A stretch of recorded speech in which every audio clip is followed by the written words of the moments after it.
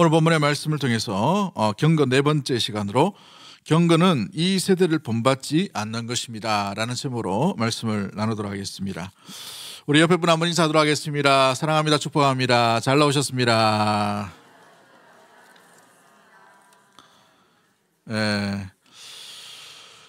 여러분, 오늘 본문에서 로마에 편지를 했던 이 바울이 결정적인 결론으로 너희는 이 세대를 본받지 말라라고 이렇게 권고하고 있는 모습을 보게 되죠.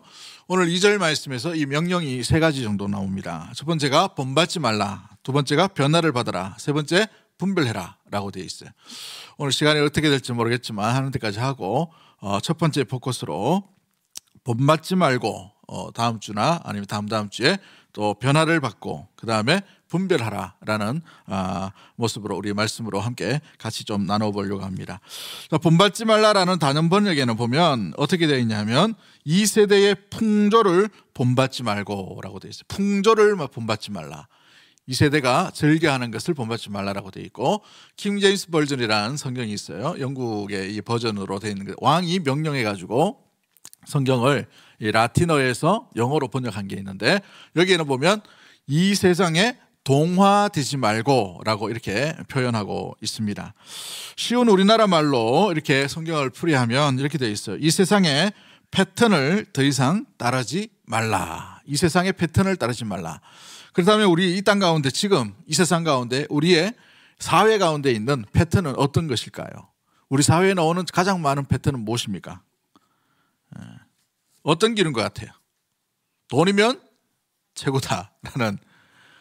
오늘날 시대는 과거에 살아왔던 100년의 시대보다 오늘날 1년의 시대가 더 많은 변화가 일어나는 것을 보게 되죠. 그래서 기계 이런 것들이 발전 속도가 엄청나게 빨라지는 것을 보게 됩니다. 옛날에는 사전을 뒤져보고 책을 찾았어요. 목사님들 서재에 가면 책이 굉장히 많은 이유가 참고할 게 없기 때문에 책밖에 없어요. 그것도 책도 고전 책들 많이 있는 것을 보게 되죠. 그러나 요즘은 그 책들이 다 어디에 있느냐 하면 AI 속에 다 들어가 있어요. 그래서 칼빈의 주석 그러면 AI가 탁 나옵니다.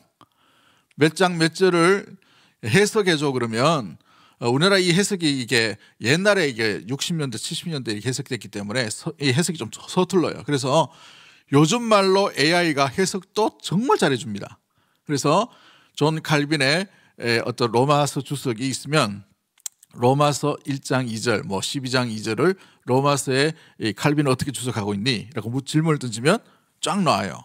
그리고 종교개혁자가 무슨 얘기를 해주냐 하면 이거 내용들을 쫙 해줍니다. 지난주에 한번 살펴봤는 거 제가 한번 얘기했죠. 어느 목사님이 교육에 대한 강의를 해야 되는데 자기가 했는 것이 너무 20년째 뻔한 그런 스토리라서 새로운 게 없나 싶어가지고 저한테 전화 와가지고 교육에 대한, 기독교 교육에 대해서 강의안을 좀 만들어달라 하길래, 전공은 당신이 전공인데 왜 나한테 얘기하려고 하냐 하니까 제가 볼 때 좀 신선한가 봐요. 그래서 아무도 동의를 안 하시네. 그래서 그분이 볼 때는 신선했나 보죠. 그래서 이렇게 좀 부탁을 하더라고. 그래서 알았다고 하고 난 뒤에 가만 보니까 그 며칠 전에 배웠던 AI 그게 있더라고요. 그래서 기독교 교육에 대해서 강의안을 만들어줘 하고 여러 가지 대비해서 뭔가 질문을 계속 던졌습니다. 그러니까 한 4-5가지 질문을 던지니까 이 기독교 교육에 대해서 진짜 탁월하게 교육학의 학자들의 내용까지, 또 그 학자들이 언급하는 내용까지 쫙 넣더라고요. 요즘 어디까지냐 하면은 모세가 홍해를 가를 때의 그 모습을 이미지로 그려줘 하면 이미지가 딱 되죠. 그러니까 이제 설교를 하다가 인터넷 뒤져가지고 옛날에 만든 성화 이거 찾을 필요가 없어요. 이제 딱 나옵니다. 그냥 30초 내로 딱 나와요. 바울이 로마 감옥에 있을 때 고초당하는 장면을 좀 그려줘 그러면 그냥 그려줘요. 상상하러. 그래서 굉장히 그럴싸하게 이렇게 나오고, 심지어 이 다윗이 골리앗을 물맷돌로 이렇게 공격하고 쳐부수는 그 장면을 좀 만들어서 그려줘 하면은 진짜 아름답게 이렇게 잘생긴 미소년과 거구인 골리앗이 싸우는 장면이 딱 나오게 돼 있어요. 설교도 잘 대입하면 설교 내용도 잘 나와요. 그런데 아직은 이게 한글 번역은 잘 안 됩니다. 왜냐하면 한글 자료가 많지 않기 때문에 전부 이 기독교 역사가 서양 역사이지 않습니까? 그래서 서양에 있는 내용들, 영어 내용들, 독일어 내용들, 또 라틴어 내용들이 굉장히 많이 쌓여 있기 때문에 영어로 이렇게 입력하면 굉장히 많이 활용할 수 있고 한글로 하면 조금 한계가 좀 있어요. 아무튼 이와 같은 변화무쌍한 시대입니다. 그래서 스마트폰 하나만 되면 모든 걸 알 수 있어요. 심지어 컴퓨터 프로그램도 요즘은 이 AI가 컴퓨터 이런 부분에서 프로그램을 만들어줘 하면 컴퓨터 프로그램을 만들어요. 이 AI가 게임의 모든 이 모듈이나 이런 것들 다 만든단 말이죠.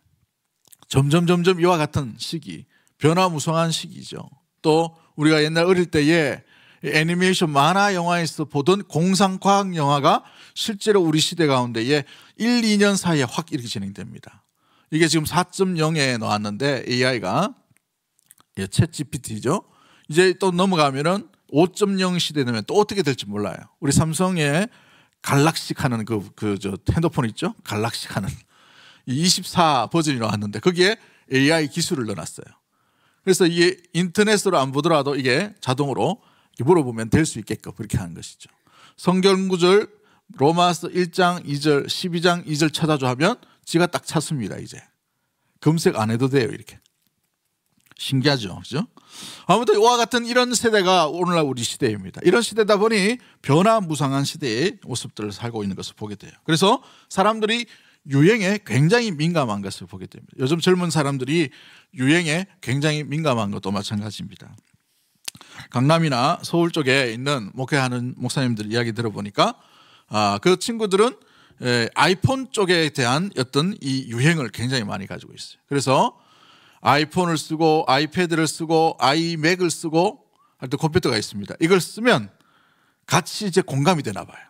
그래서 카페에 가더라도 그 사람만 이렇게 보게 된다. 저처럼 갈락시를 쓰거나 이런 걸 쓰면 끼워주지를 않는다는 것이죠.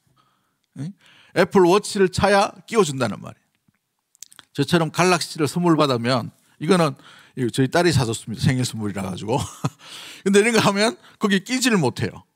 왜냐하면 유행에 뒤처진다. 자기들 어떤 변화무쌍한 시대 가운데 얘기를 못한다라고 이렇게 하기 때문에 그렇죠. 오늘날 시대가 변화무쌍한 시대인데 교회도 마찬가지 시대에 접하고 있는 것을 보게 됩니다. 교회 내에도 많은 성도들이 이 유행에 민감한 것을 보게 돼요. 세상 기류에 민감해져 살아가고 있음을 보여주고 있죠. 가치관이 옛날에는 가치관의 어떤 선과 어떤 기준과 어떤 이야기하는 사람이 많지 않았기 때문에 그게 귀를 잘 기울이잖아요. 그러나 요즘은 이 스마트폰이나 매스컴으로 인하여서 너무 많은 개똥 철학들을 이야기하는 사람이 너무 많이 나왔어요. 그래서 이게 진리다. 이게 해야 된다. 저거 해야 된다. 각자 속에는 옳은 사람들이 너무 많이 나왔어요.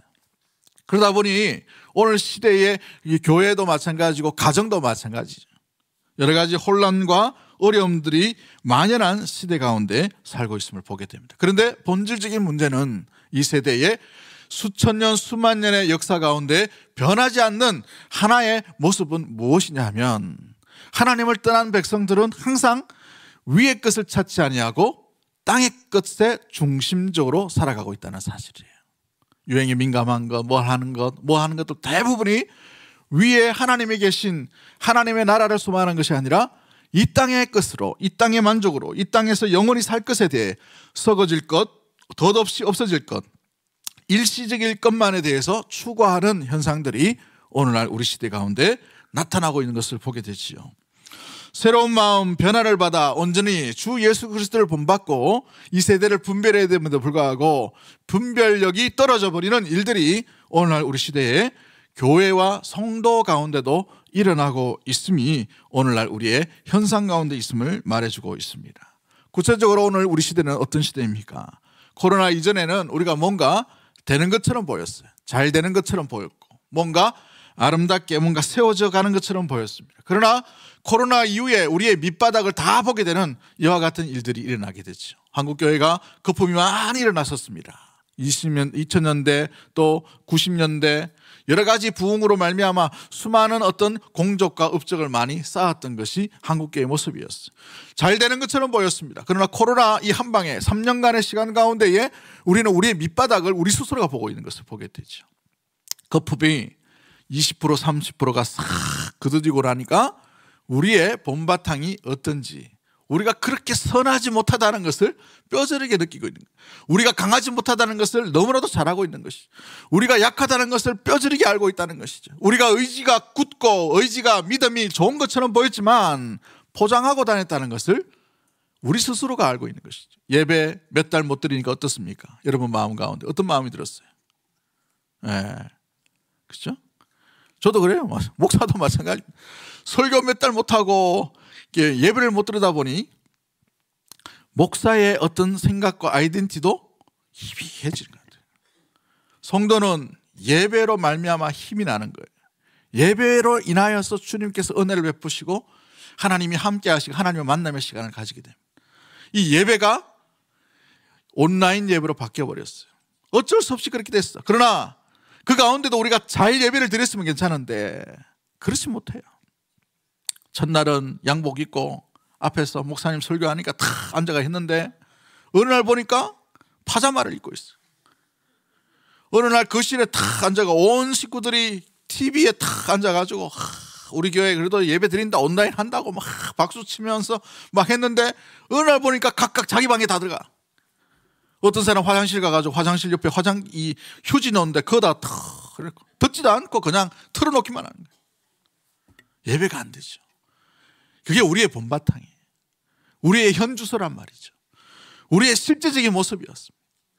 우리의 연약한 그대로의 모습이었다는 사실. 우리는 강한 존재가 아니에요. 은혜 가운데 붙들려 있지 못하면 한순간도 넘어질 수밖에 없는 존재가 저와 여러분이라는 사실을 잊지 않는 우리 믿음의 모든 가족들이 되기를 간절히 소망합니다. 강한 존재가 아니라는 것이죠.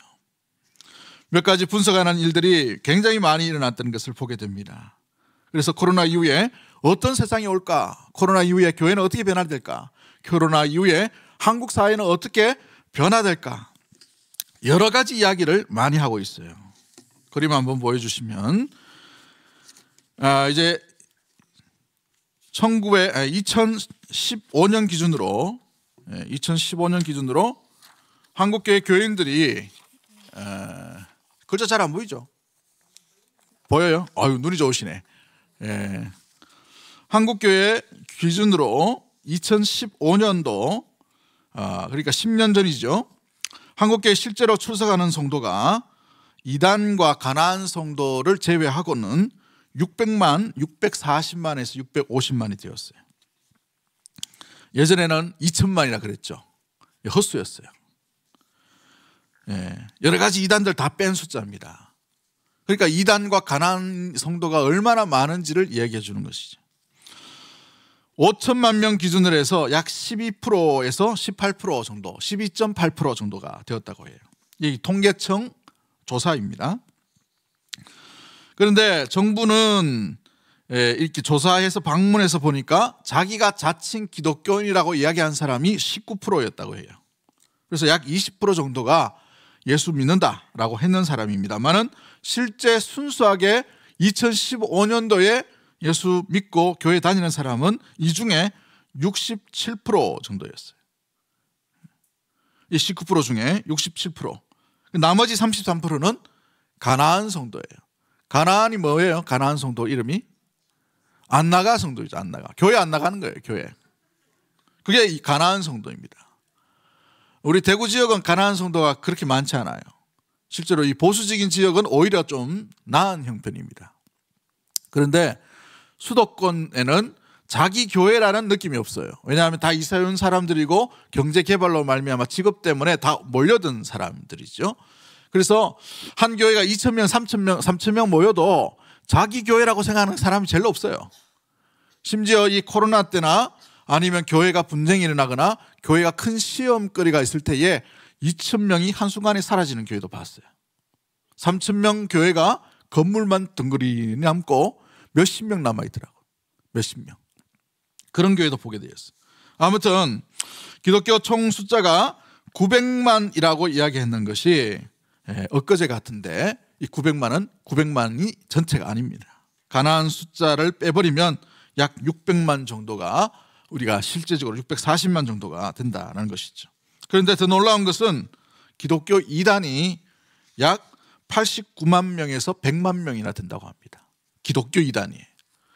기독교 비슷하게 생긴 사람들이 이단으로 100만 명이 넘는다는 것이죠. 이게 2015년도의 이야기입니다. 내리면 돼요? 예. 그 다음 보시면은 한국교회 최대 교단인 합동과 통합이 있어요. 우리는 합동 측이죠.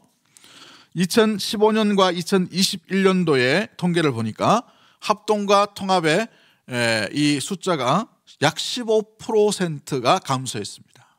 자연 감소했어요. 그러니까 최대 교단이라고 말하지만 제일 많이 빠진 것을 보게 되죠. 한국교회 최대 교단인 합동과 통합 전체 교인이 감소 추세에 놓여 있다라고 얘기합니다. 그래서 전체 650만 정도에서 실제로 2021년도 실제 성도 수는 550만으로 줄어들었어요. 550만.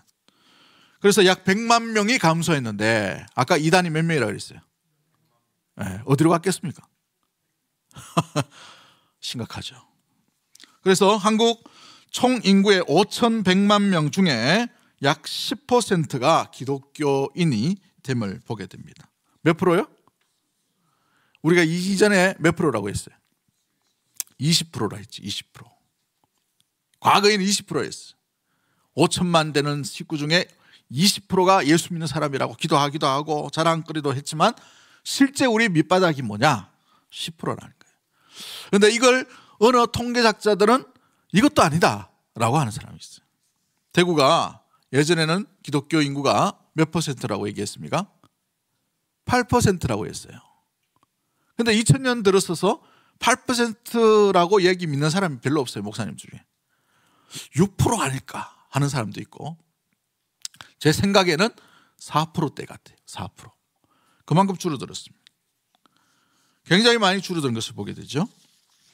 자, 아무튼 그러면 이 사람들이 어디로 갔는가? 어디로 갔는가?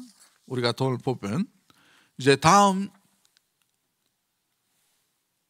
자, 2050년도에 한국의 미래가 어떤 사회가 될 것인가? 무신론이 창궐하는 시대요.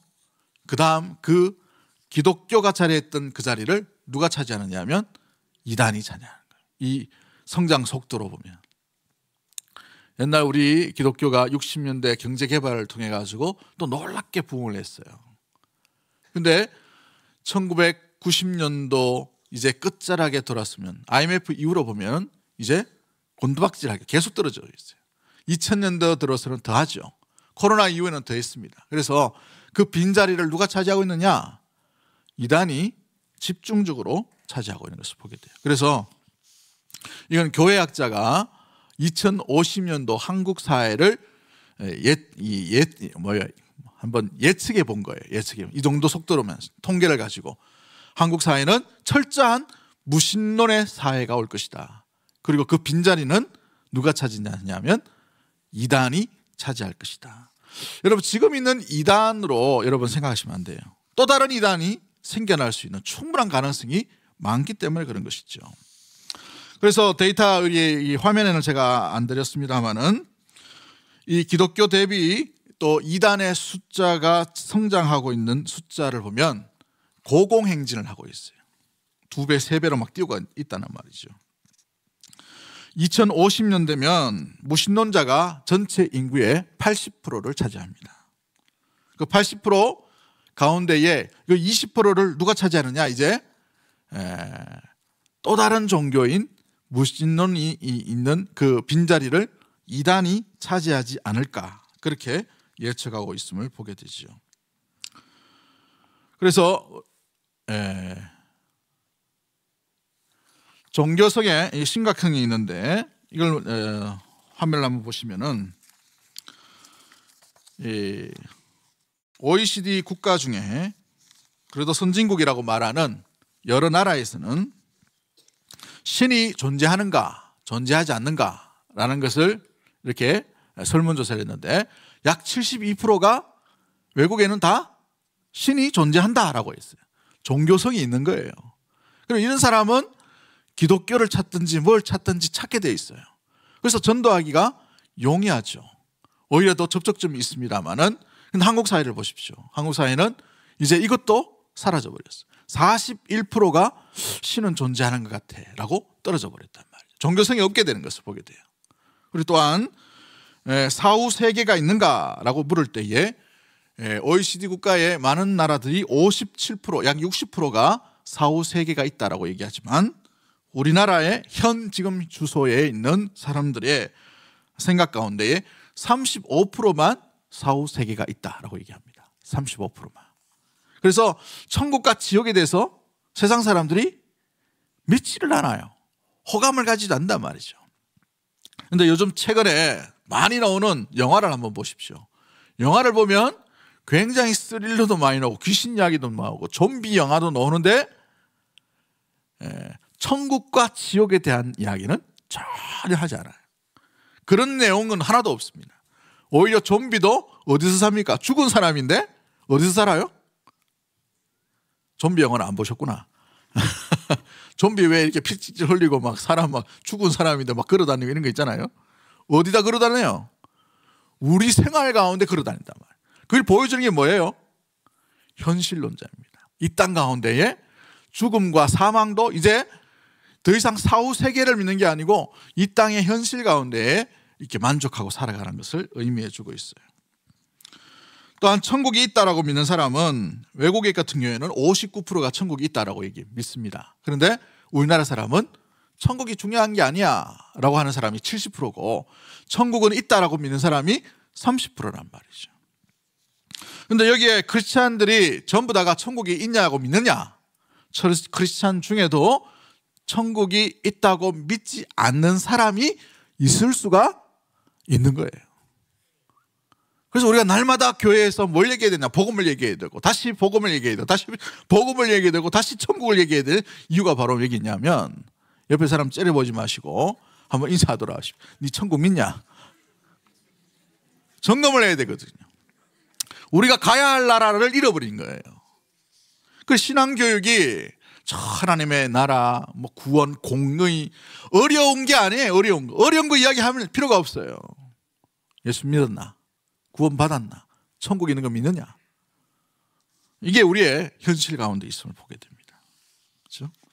코로나 이후에 우리나라가 이 한국교회가 어떻게 변하고 있나요? 한국 사회는 탈종교화 시대를 살고 있음을 보게 됩니다. 이거는 박윤식 교수가 있는데 미래학자예요. 이분의 데이터와 그리고 지용근 교수라 소장이라고 이 두 분의 데이터를 얻어서 지금 말씀을 드린 겁니다.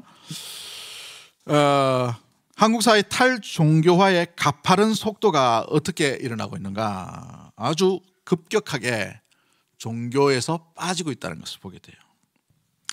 전체의 무종교가 63%에 벌써 해당되고 있어요. 2050년 되면 무종교가 80%로 간다 했죠. 지금 벌써 63%가 넘어가고 있다는 거예요.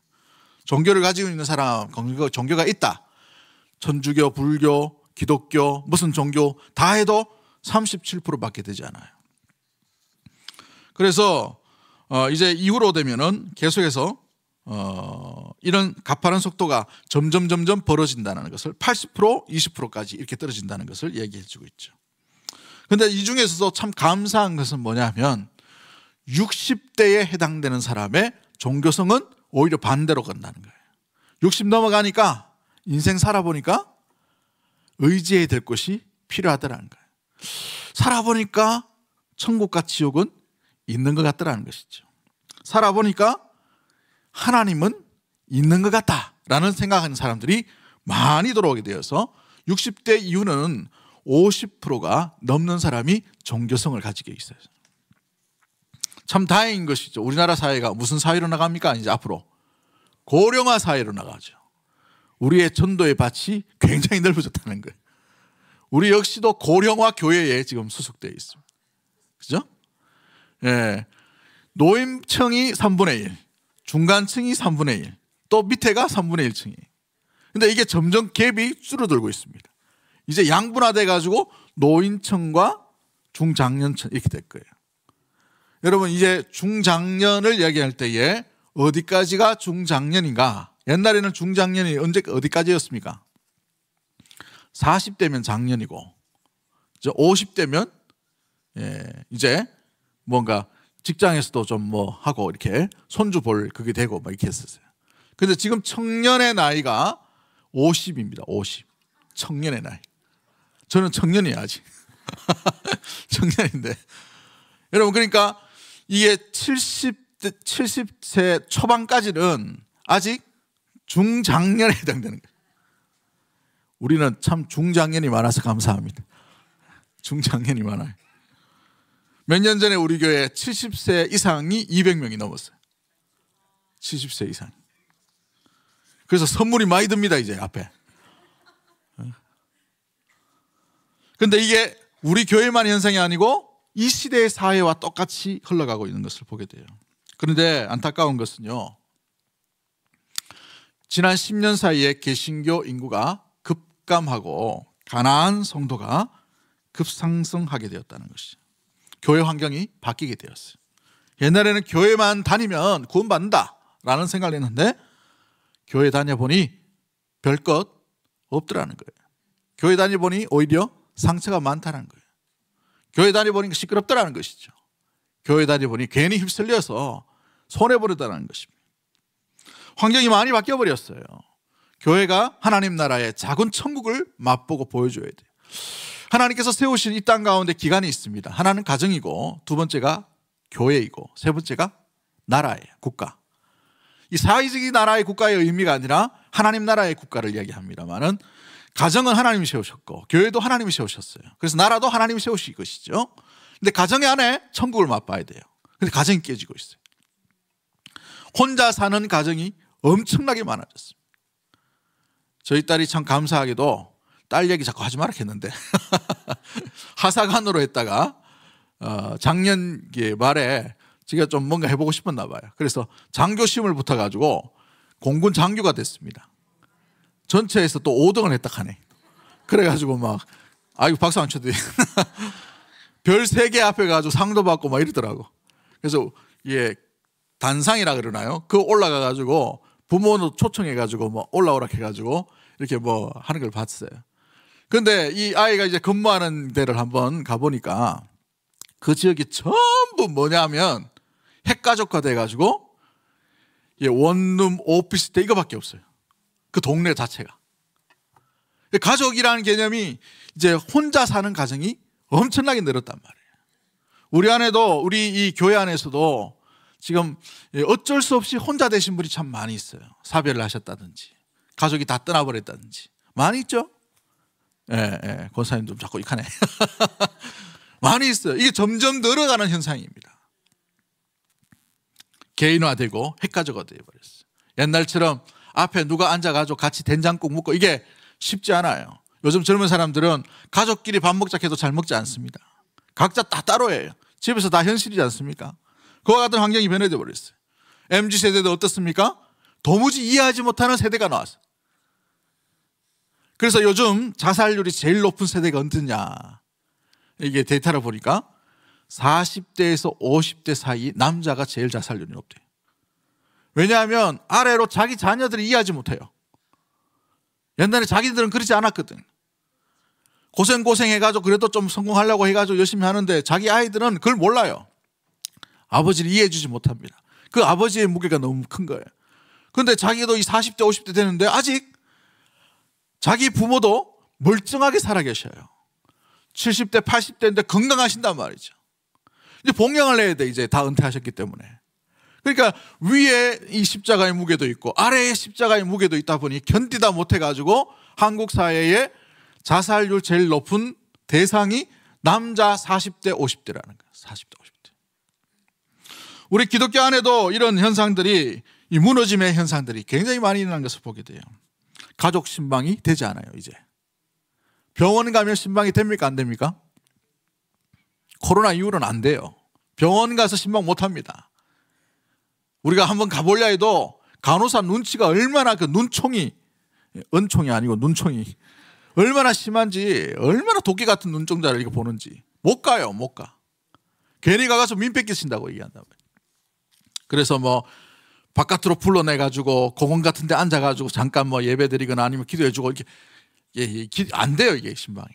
가정은 요즘 가정 오픈하는 데가 잘 없어요.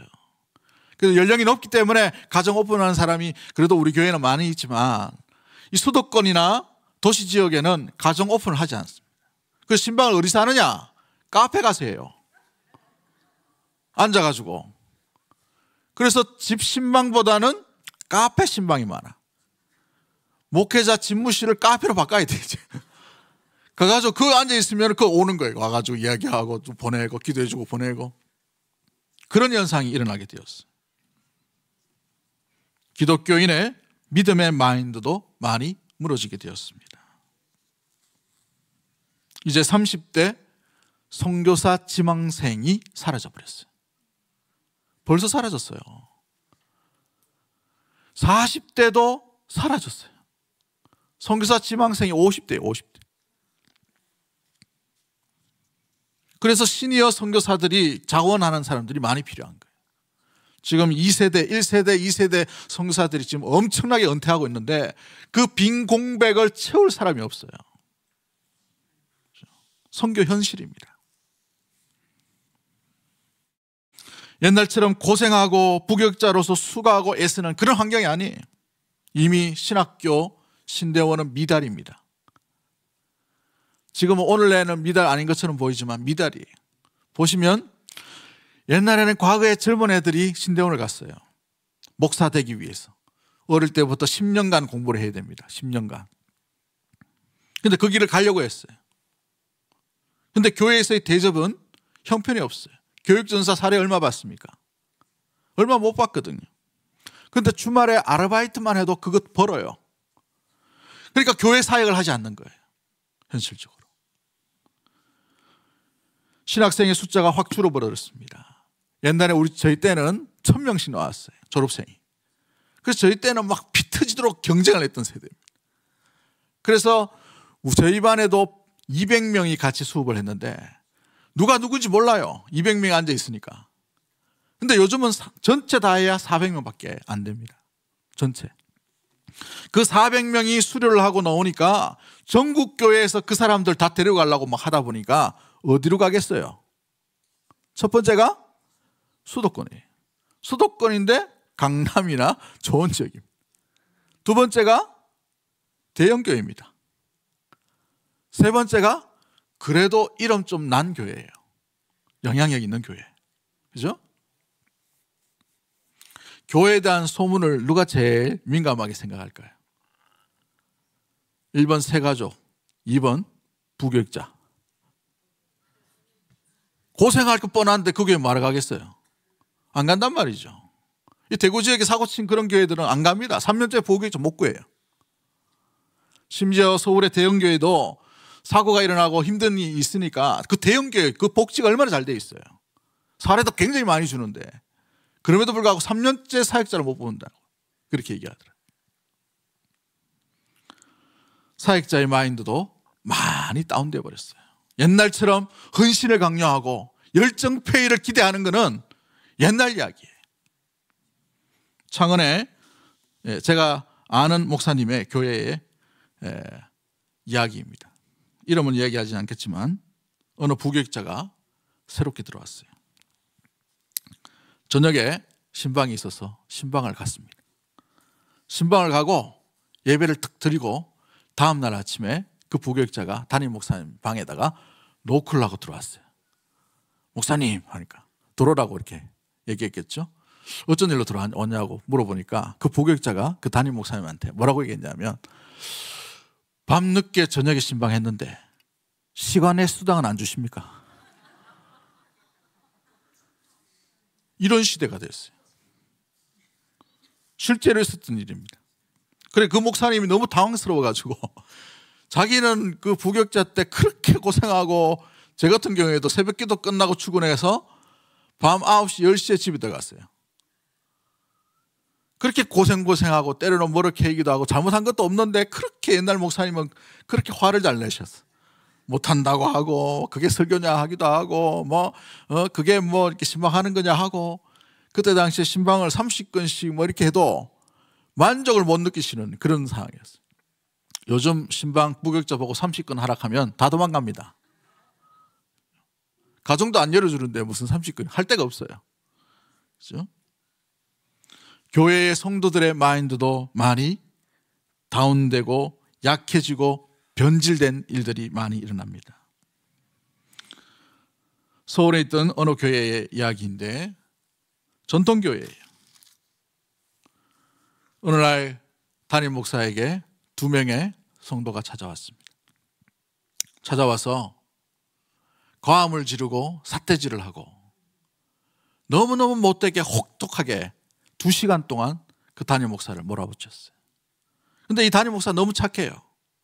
대꾸를 하거나 말을 하거나 그렇게 하면 좋은데 그냥 묵묵히 제 잘못인 것 같네요. 미안합니다.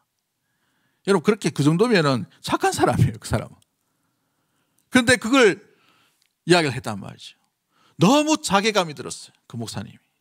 그리고 자기 목양실로 올라가서 하염없이 눈물을 흘렸어요.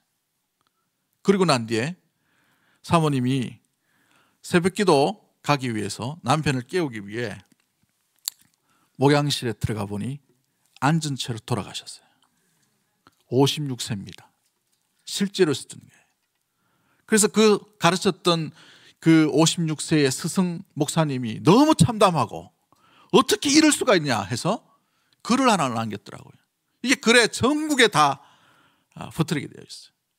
그래서 또 이게 저같이 좀 궁금한 사람은 교회 이름을 좀 봤어요. 알아냈어요. 교회도 멀쩡하더만 진짜. 이런 현실이 오늘날 우리의 현실 가운데 있음을 바라보게 됩니다. 익산에 있는 어느 교회는 개척교회였어요. 개척교회였는데 카페를 같이 이렇게 하는 개척교회 목사님이 열심히 중년의 목사님이 열심히 사역을 했겠죠. 코로나를 견디지 못했어요. 이 코로나의 아픔 때문에 3년간의 이 아픔. 그러면 보통 같으면 우리 노예나 우리 지역 같으면 개척교회를 돕는 손길들이 굉장히 많이 있습니다. 이래저래 성경이 많아요. 오히려 50명에서 100명 되는 교회 담임 목사가 더 힘들어요. 교회에서 나오는 사례는 뻔하죠. 또 돕는 자는 없죠. 그런데 개척교회는 오히려 도와주는 사람이 참 많이 있어요. 그런데 이 익산 이 지역은 기독교 복음화율이 40%나 됨에도 불구하고 이 개척했던 그 목사님, 카페교회에 있던 목사님이 카페가 되지 않았어요. 너무 힘들었습니다. 개척이 되지 않았어요. 그런데 참 안타까운 것은 일가족 전체가 비극적인 선택을 해버렸어요. 그런데 이 익산 지역에 아무도 어느 교회도 돌보지가 않았다. 이게 무슨 공동체의 모습일까요? 이게 무슨 교회의 모습일까요? 돌봄일까요? 사랑하는 성도 여러분, 이 10년간 우리 개신교 교회는 무너질 대로 무너져 있다는 것이죠. 그 무너지면 이와 같이 우리가 나누었던 여러 가지 예화와 예시와 현상들이 일어난 것뿐만 아니라 우리의 내면 가운데서도 지금 일어나고 있는 현실 가운데 있다는 사실이죠. 목사는 목사대로 약해졌어요. 성도는 성도대로 약해졌습니다. 연약해져 버렸어요. 그로 말미암아 가장 많이 그 민감한 가운데에 반응하는 사람들인 30대, 40대가 교회에 오지 않는 가난한 성도가 되어버렸다는 것이죠. 그래서 주 이탈 이 성도가 누구이냐 하면 40대 이하 젊은 계층들이 교회에 나오지 않게 되었어요. 개신교의 유입과 유출이 이제 역전되어 버렸어요. 들어오는 사람보다 나가는 사람이 많아져 버렸어요. 그 나가는 사람의 비율 가운데 제일 많이 차지하는 것이 20대, 30대, 40대였어요. 50대, 60대, 50대는 아직 모르겠지만 60대, 70대, 80대는 나가라 해도 안 나갑니다. 내가 이제 천국 갈 나이가 다 됐는데, 그죠? 우리 우리예요. 우리 선산 어디고 거기가? 에? 부활동산. 그거 묻혀야 돼. 그 생각을 하고 있단 말이죠. 그런데 30대, 20대, 40대는 안 그래요. 그 생각이 아니란 말이죠. 그러다 보니 어느 교회를 갔느냐? 교회 쇼핑하고 다닙니다. 교회 쇼핑을 해요. 이 교회 가서 2년 3년 다녀봐요. 자기 만족의 마음이 들지 않아요. 왜냐하면 한번 상처받은 그런 심령과 마음은 돌이키기 어렵거든요. 목사에게 상처받은 사람은 그쪽 교회 가서 목사에게 마음을 열지 않아요. 이게 현실입니다. 저는 수영로교회에서 그런 사람 많이 봤어요. 마음은 신방도 원하지 않아요. 그냥 조용히 다니다 가겠다는 거예요. 왜냐하면 그쪽 교회 개척교회 목사한테 상처받았는데 여기 와서 무슨 목사한테 어떤 마음을 열겠습니까? 안 되죠. 교회 사역을 하다가 상처를 입었어요. 가다 보니 또 그 상처를 입을까 싶어가지고 그쪽 교회 가서는 변두리의 인생을 살아가는 거예요. 들어가지 못해요. 마음을 열지 못합니다. 마음을 닫고서 신앙생활을 하게 돼요. 마음을 열고서 하나님을 믿어야 되는데 마음을 닫고서 신앙생활을 하고 있는 것이 현실인 거예요. 그러다 보니 대형교회에 수많은 사람들이 없네 하면 그게 다 있는 거예요. 왜냐하면 감추고 쉽게 조용히 다니기 너무 쉽기 때문에 그런 거예요. 우리 칼빈주의의 교회는 대형교회를 꿈꾸지 않아요. 오히려 여러분 알맞게 300명, 500명 정도의 교회 가운데 건강하게 나아가기를 추구하고 또 때로는 개척을 세울 때에 30명, 50명을 이야기하는 거예요. 왜요? 돌봄을 받기 위해서요. 부교육자의 돌봄, 또 담임 목사의 돌봄, 설교 가운데 이렇게 돌봄이 필요하기 때문에 그런 것이죠.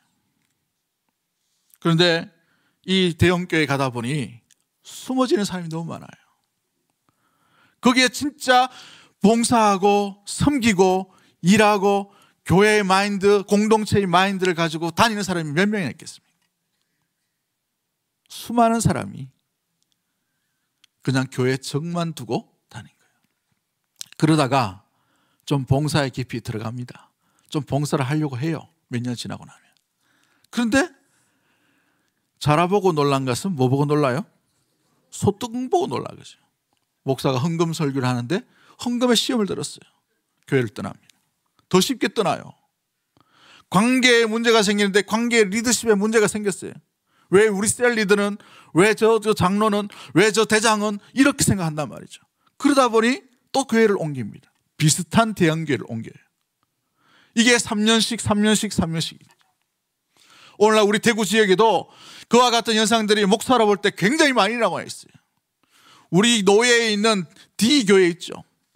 그 교회 상처받으면 저쪽에 있는 경산에 있는 K교회로 가요. 그 K교회에서 또 상처를 받으면 반야월에 있는 또 B교회로 들어갑니다. 거기서 또 상처받으면 또 저 옆에 있는 D교회로 가요. D교회를 갔다가 또 D로 갔다가 K로 갔다가 D로 갔다가 B로 갔다가 평생 떠돌이 인생을 살아요. 불쌍하죠. 물론 잘 정착하면 좋아요. 그렇게 마음이 열리지 않는 것이에요. 이게 40대 이하의 가난한 층에 있는 성도들의 모습 가운데 있음을 보게 됩니다. 성도는 성도대로 약해져 버리고 목사는 목사 나름대로 힘을 잃어버렸어요. 또한 교회는 교회의 영향력들을 점점 잃어가고 있습니다. 예전에 대구 지역은 연합운동이 잘 되던 곳이에요. 여러분이 한국 지역의 대구 지역은 굉장히 중요한 지역이에요. 영적으로.